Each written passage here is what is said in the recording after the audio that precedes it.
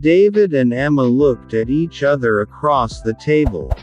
The young couple were happy. The food was delicious, the light from the candles was soft and the music was perfect. David looked at Emma's beautiful smile. All the pain of his last breakup disappeared. All his doubts and fears about love had gone. His hand reached out and touched hers. "I want to ask you something." David searched her eyes. Could she guess what was coming? Her smile made him feel brave. She held his hand. "Don't worry. Whatever it is, I'll probably say yes." He felt so excited. He was about to ask the most important question of his life. From the corner of the restaurant, a strange man watched them. He sat very still at his table. He held a menu but he wasn't reading it. Instead, his cold eyes looked only at the young couple. Back at their table, David suddenly felt nervous. "Excuse me," he said to Emma. He pushed his chair back and went to the toilet. As he looked in the mirror, he told himself, "Come on, David, come on. You can do this, mate. She's crazy about you." Feeling ready, he went out of the bathroom. He almost walked into the extremely tall man who was waiting by the door. The man's eyes were a cold, bright blue.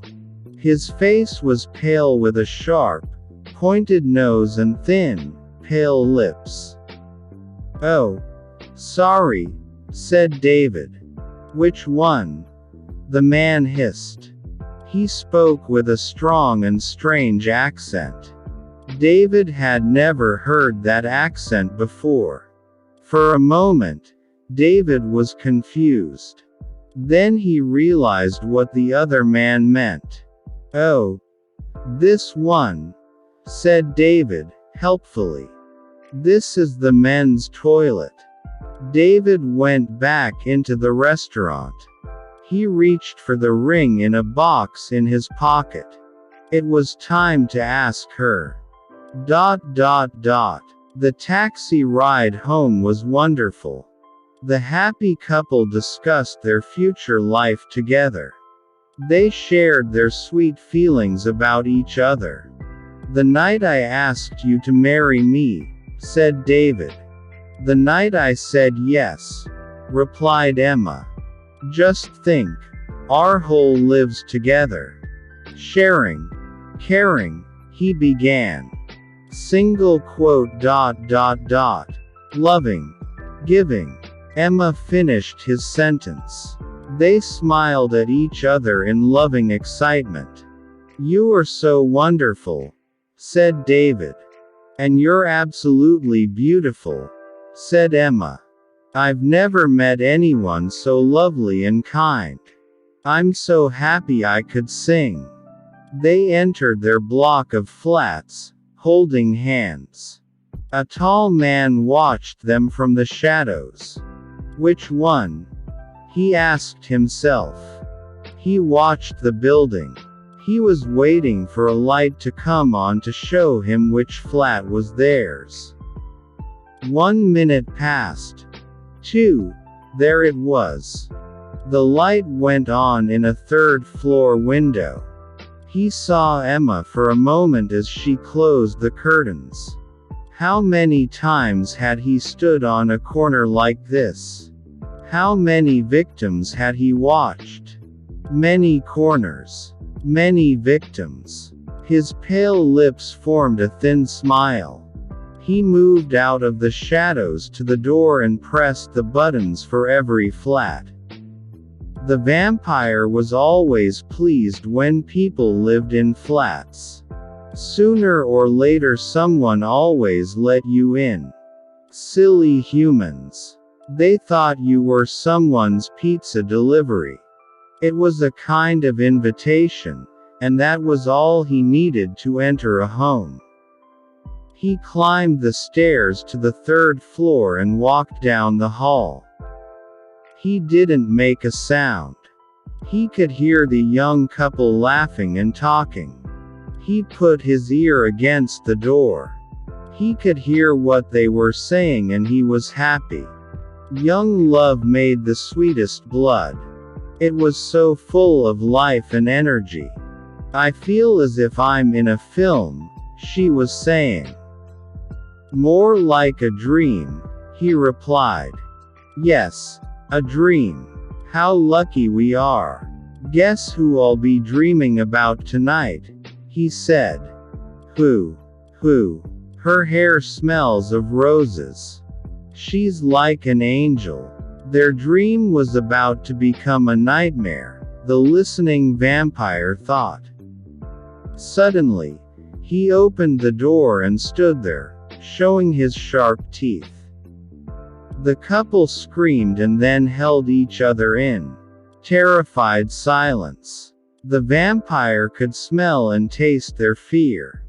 This was how he liked it. Fear also made the blood sweeter. There's my wallet. On the table, there. Take it, said David. Take anything you want.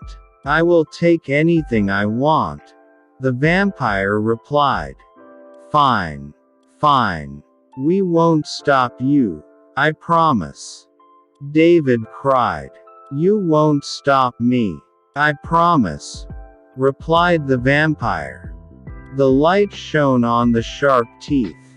A terrible thought came to David and Emma at the same time.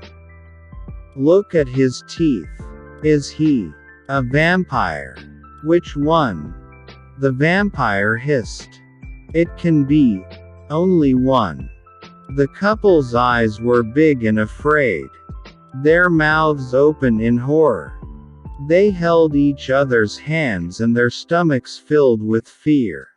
Already tonight, continued the vampire, I have drunk from 3. One more. Then, I can sleep and feel young again. The vampire moved towards them. Instinct made David step in front of Emma to protect her. Emma gratefully held onto his back. The vampire wasn't in a hurry. He had plenty of time. Who should he attack? He asked himself. Which one? Thank you, Emma said quietly in David's ear, for what you're doing for me. Of course, my love. I'm here to protect you. He felt proud as he said the words. He could fight this vampire. All he needed was a piece of wood or something to push through the heart. He looked around for something. You're so brave to offer yourself, continued Emma. Sorry, asked David. What are you talking about? Oh, said Emma. I just thought that with your love for me and everything. David and the vampire looked at each other.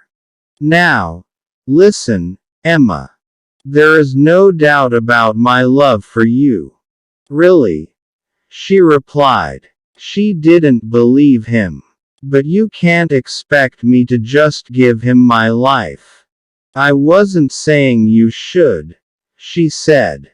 It's just one of our options, that's all.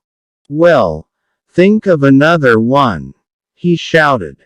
Why don't you offer yourself to him to save me? The atmosphere in the room had certainly turned ugly. The vampire was not pleased that the fear and love were now silly, selfish arguments. Emma was very angry. I hope you're joking. Let's see how strong your love is.